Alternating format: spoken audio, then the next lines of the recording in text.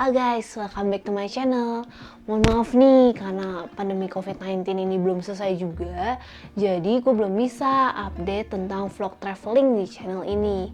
Nah, sementara untuk mengisi kekosongan, gue akan isi channel ini dengan edukasi seputar tentang kesehatan mata. Di episode sebelumnya gue udah bahas tentang hubungan tentang COVID-19 dan mata. Nah, di episode kali ini gue mau bahas tentang apa sih dampaknya pada mata kalau kena cairan kimia atau air keras, dan gimana sih cara pertolongan pertamanya. Kenapa sih ini perlu dibahas? Soalnya mata kalau kena cairan kimia atau air keras itu adalah sesuatu yang gawat darurat. Itu penting banget. Kenapa gawat darurat? Jadi kalau misalnya penanganannya telat, itu dampaknya nggak bagus ya guys. Kerusakan yang ditimbulkan oleh cairan kimia pada mata itu bervariasi. Bisa dari yang ringan banget sampai yang super berat. Nah, itu dipengaruhi oleh apa aja?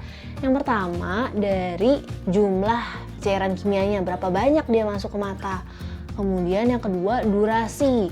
Berapa lama paparan cairan kimia tersebut di mata. Kemudian yang ketiga adalah jenis cairan kimia tersebut dan konsentrasinya.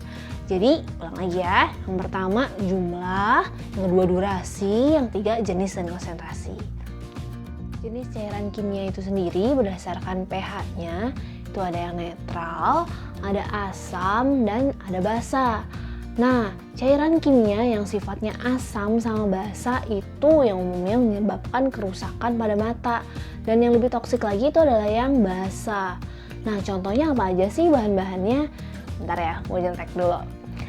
Untuk yang asam itu contohnya ada air aki, kemudian cairan yang buat polishing kaca, terus cuka, sama juga alkohol. Untuk yang basa itu contohnya adalah jenis-jenis cairan untuk pembersih, kemudian ada caustic soda, terus ada pupuk, sama dia ada percikan dari kembang api. Nah, itu kalian harus hati-hati ya guys. Oh, sama semen, itu juga sering tuh kena.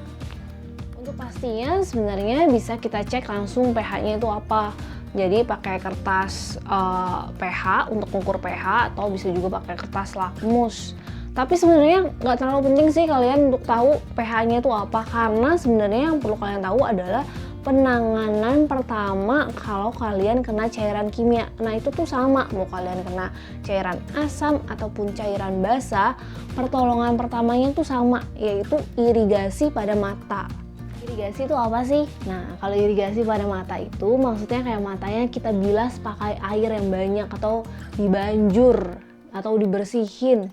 Pokoknya intinya adalah si mata ini kena cairan yang banyak nih, biar cairan kimianya terflush. Irigasinya pakai apa sih? Nah, bagusnya sih irigasinya sebenarnya pakai air infus. Tapi kalau misalnya nggak ada juga nggak apa-apa, yang ada aja nih di rumah lo. Kalau misalnya di rumah adanya air mineral, pakai air mineral. Atau kalau nggak ada, boleh juga pakai air keran. Yang penting airnya bersih dan mengalir ya. Nah, itu jangan ditunda pokoknya.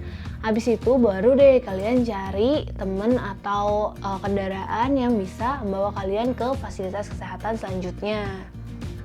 Nah, untuk berapa banyaknya air yang harus dilakukan irigasi itu sebenarnya tergantung pada pH-nya. Tapi kan lo pasti di rumah nggak tahu nih pH-nya berapa nih cairan. Jadi nggak usah dipikirin, sebanyak-banyaknya aja, kira-kira 1 liter, mungkin 1-2 liter bisa jadi. Dan biarkan dia mengalir selama 20 menit kira-kira. Nah, caranya adalah dimiringin nih kepalanya. Misalkan mata yang kanan, mata yang sebelah kiri nih, berarti lo miringin ke kiri, terus alirin airnya dari tengah sini biar dia mengalir ke samping. Jadi recapnya ya guys, yang penting banget, satu, kalian harus langsung irigasi pada mata kalau misalnya kena cairan kimia. Terus yang kedua, sambil irigasi itu kalian cari kendaraan atau apapun untuk ke fasilitas kesehatan lanjutan. Karena kalau ternyata cairan kimianya itu toksik banget, kalau kalian gak melakukan yang tadi gue bilang, efeknya itu jelek banget. Bisa-bisa penglihatan kalian jadi burem sekali dan permanen buremnya. Nah, seperti yang orang banyak bilang, mencegah itu lebih baik daripada mengobati. Jadi buat kalian-kalian yang pekerjaannya itu banyak kontak dengan cairan kimia, baik langsung ataupun tidak langsung, baiknya kalian pakai APD untuk melindungi mata kalian. Jadi bisa pakai goggle atau kacamata gitu. Terus ya kalau kalian punya tetes mata, itu jangan digabungin sama tetes-tetes yang lainnya yang bentuknya mirip, nanti bisa jadi ketuker. Bisa loh ada kasus mau tetes mata ternyata yang ditetesin abotil. Wow, kan bahaya banget. Jauh banget kan dari abotil yang obat sariawan itu jadi tetes mata. Oke guys, segitu dulu informasi yang bisa gue berikan. Semoga informasi itu tadi bisa bermanfaat ya dan mengena di kalian. Thank you.